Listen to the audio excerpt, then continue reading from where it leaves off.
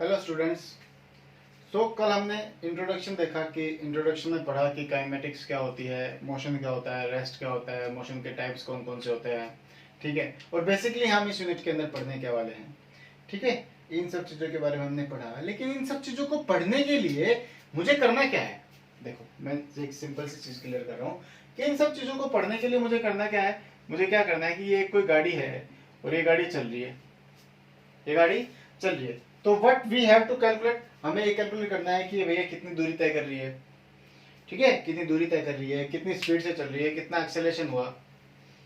ठीक है, कितना एक्सेलरेशन हुआ, कितनी दूरी तय कर रही है, कितनी स्पीड है इसकी, कितनी डिस्टेंस है। इन सब चीजों को हमें मेजर करना है। क्या करना है? मेजर। तो मेजर करने के लिए मैं किसी लोकेशन के ऊपर खड़ा हूं।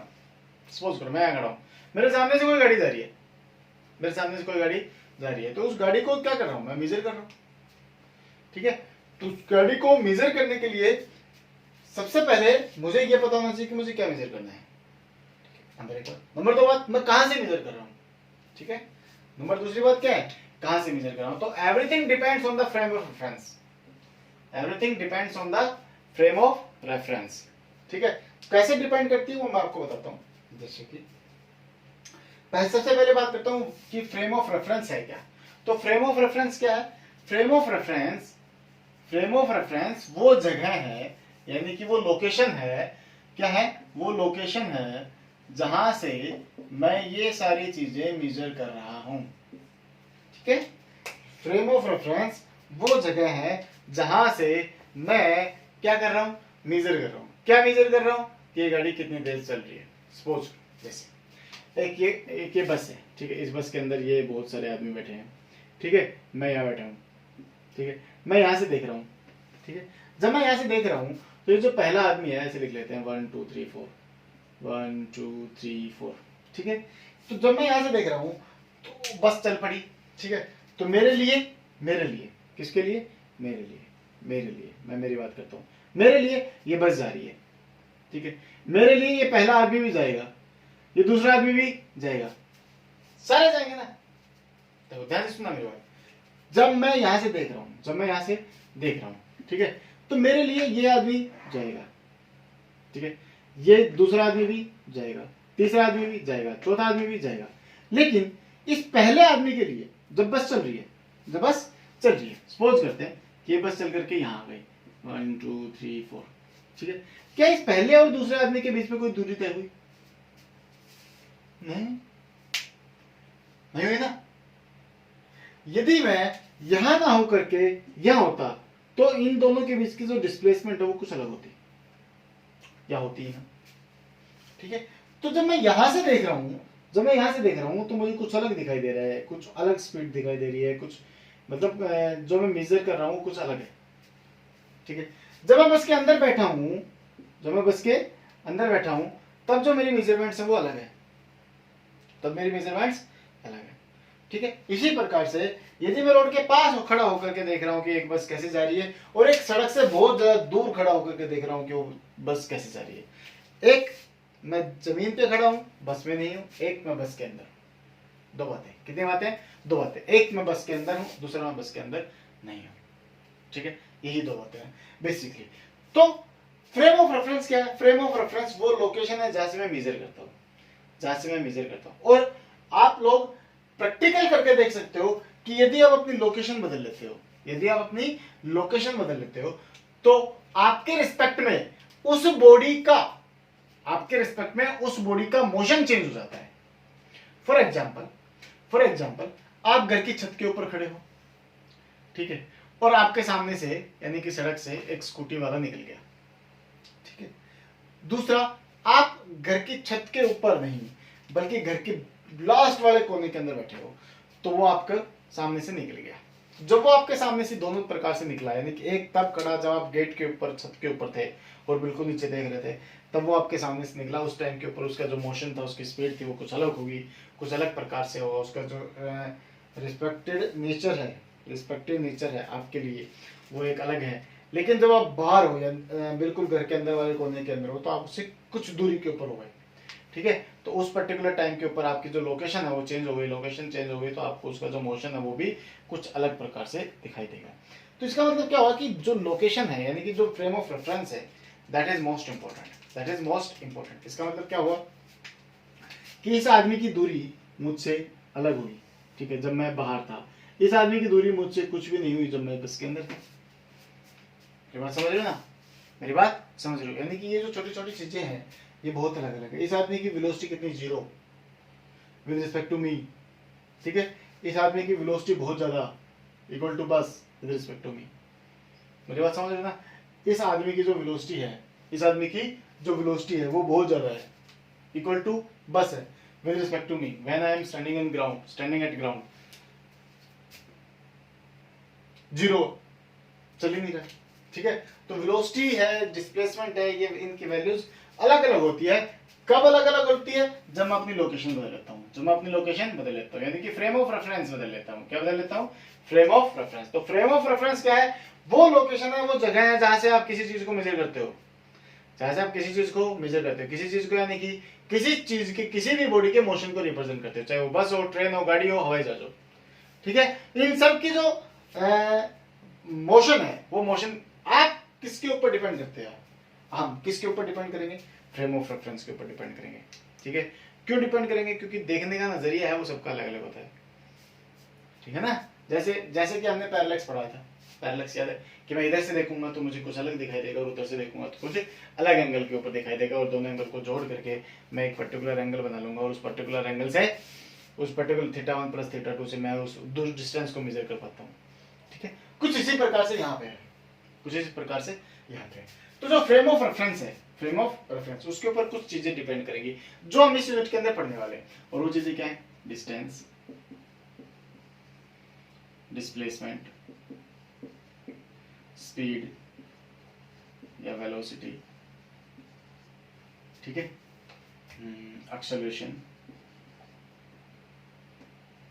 एक्सेलरेशन है, ठीक है, मोमेंटम, मोमेंटम है,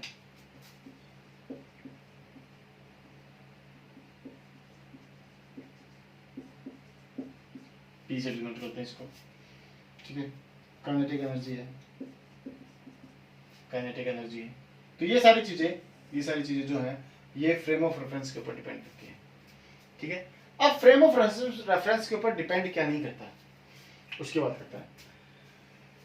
तो देखो हमें बेसिकली तो यही चीजें पढ़नी है, डिस्प्लेसमेंट क्या है, डिस्टेंस क्या है, स्पीड या वेलोसिटी क्या है, एक्सेलरेशन क्या है, मोमेंटम क्या है, काइनेटिक एनर्जी है, ये सारी चीजें पढ़नी है बेसिकली। और जो ये सारी चीजें है, यही सारी चीजें किसके ऊपर डिपेंड करती है? फ्रेम ऑफ रेफरेंस के ऊपर डिपेंड करती है, ठीक है। अब मुझे क्या करना है? मुझे दूसरी बात, ठीक है, तो लिख लो क्वांटिटीज, क्वांटिटीज ऐसे लिख लो, quantities which depends on frame of reference, ठीक है। और इधर लिख लो quantities which does not depend on frame of reference, ठीक है। चलो अब देखो ध्यान से, देखो मैं आता हूँ, तो 1 2 3 4 यहाँ से यहाँ पहुंच गए 5 सेकंड के अंदर, ठीक है। ये जो मेरी बस थी ये यहाँ पे थी और यहाँ से यहाँ पहुंच गई, कितनी दूरी के अंदर पहुंची? 5 सेकंड के अंदर, ठीक है। मैं छत से देखूं, मैं नीचे से देखूं, मैं गड्ढा खोद के जमीन में बैठ के देखूं, ठीक है, चाहे कहीं से भी देखूं, यहाँ से बस जब यहाँ पे पहुंची है कितनी दूरी, कितनी टाइम लिया उसने? 5 सेकंड टाइम लिया है। तो कितना लिया है? 5 सेकंड। ऊपर से देखूंगा तब भी कितना टाइम लिया उसने? 5 सेकंड। पोजीशन ए से पोजीशन बी पे पहुंचने के लिए उस बॉडी ने कितना टाइम लिया? 5 सेकंड। चाहे मैं आधी रात को पूछूं, चाहे मैं सुबह पूछूं, चाहे रात को पूछूं, चाहे वो गाड़ी रात को जाए, चाहे सुबह जाए, चाहे दिन में जाए, चाहे मैं पास से देखूं, चाहे दूर से देखूं, टाइम क्या रहेगा? सेम रहेगा। टाइम, ये वाला टाइम क्या रहेगा? सेम। तो पहली क्वांटिटी क्या है? टाइम। पहली क्वांटिटी क्या है? टाइम।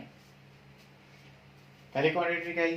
टाइम। दूसरी, 1 और 2 के बीच में जो डिस्टेंस है, पोजीशन है,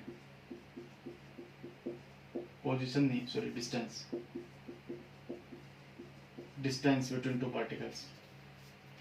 1 और 2 के बीच में जो डिस्टेंस है, सपोज करो कि बस है, बस में एक सीट, दूसरी सीट, तीसरी सीट। अच्छा अब एक बात बताओ, क्या मैं बहुत दूर से इसको मेजर कर रहा हूं तो क्या बस की सीटें पास पास आ गई या दूर दूर हो गई? ऐसा नहीं होने वाला, नहीं होने वाला ना। या मैं बस के अंदर बैठा हूं तो बस के जो सीट्स हैं वो पास पास आ जाएगी क्या? नहीं। दूर दूर हो जाएगी क्या? नहीं। ये सब कुछ नहीं होने वाला, ये सब कुछ नहीं होने वाला। तो क्या हो गया? Distance between 2 points. दूसरी चीज क्या है? Distance between 2 points. Distance between 2 points, दो पॉइंट्स के बीच का जो डिस्टेंस है, वो टाइम है, वो ये फ्रेम ऑफ रेफरेंस के ऊपर डिपेंड नहीं करता है।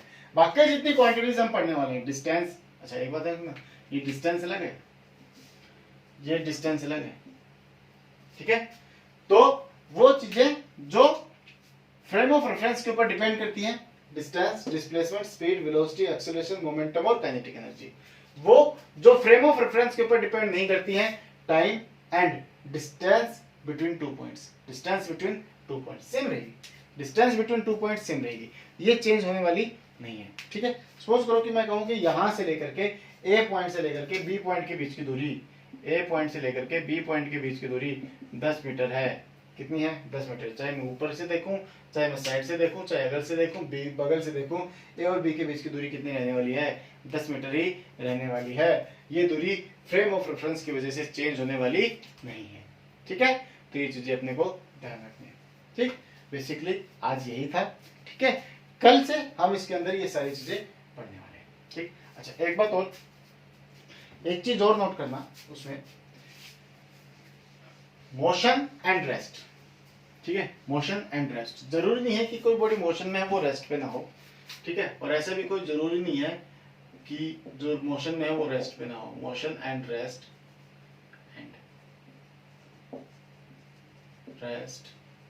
Are relatives. Motion and rest are relatives, ठीक है। ये दोनों क्या है? रिलेटिव्स है। और ये कैसे बदल रहा है? देखो फ्रेम ऑफ रेफरेंस में फिर बताता हूं आपको। जैसे कि मैं यहाँ पे खड़ा हूं, मैं यहाँ पे ऐसे खड़ा हूं, ठीक है। क्या मैं रेस्ट में हूँ, मोशन में हूँ? ऑफ कोर्स मैं रेस्ट पे हूँ। क्यों? क्योंकि मैं खड़ा हूं। खड़ा हूं तो मैं किस में हूँ? रेस्ट पे। गलत। एक बॉडी रेस्ट के ऊपर है, अर्थ में। एक बॉडी रेस्ट पे है, कहां पे है? रेस्ट पे, अर्थ पे रेस्ट है। But earth is in motion. Earth किस में है? मोशन में है, ठीक है। मोशन किसके? Earth is in motion with respect to other planets, है ना। तो ये बॉडी ऑटोमेटिकली किस में हो गई? मोशन में। ये बॉडी तो ऑटोमेटिकली किस में हो गई? मोशन में। सिंपली बस का केस लेते हैं, 1 2 3 4। ये जो 2 नंबर पे सीट के, 2 नंबर सीट के ऊपर जो आदमी बैठा है वो रेस्ट पे है, रेस्ट पे है। कहां पे रेस्ट पे है? रेस्ट विद रिस्पेक्ट टू बस, रेस्ट पे है विद रिस्पेक्ट टू बस। लेकिन बस चल रही है, तो this person is in motion, तो रेस्ट पे है with respect to bus. Motion में है with respect to other objects.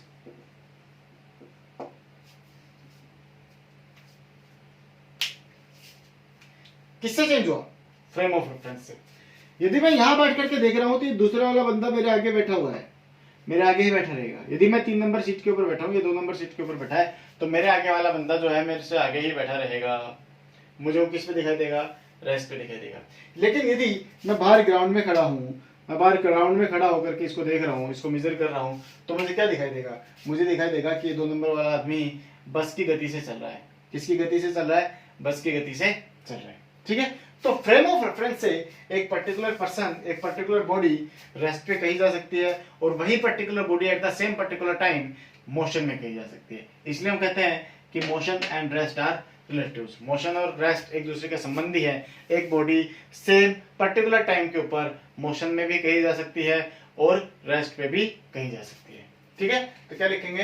A body can said to be in rest or in motion at a same particular time and it depends on the position from where we are observing.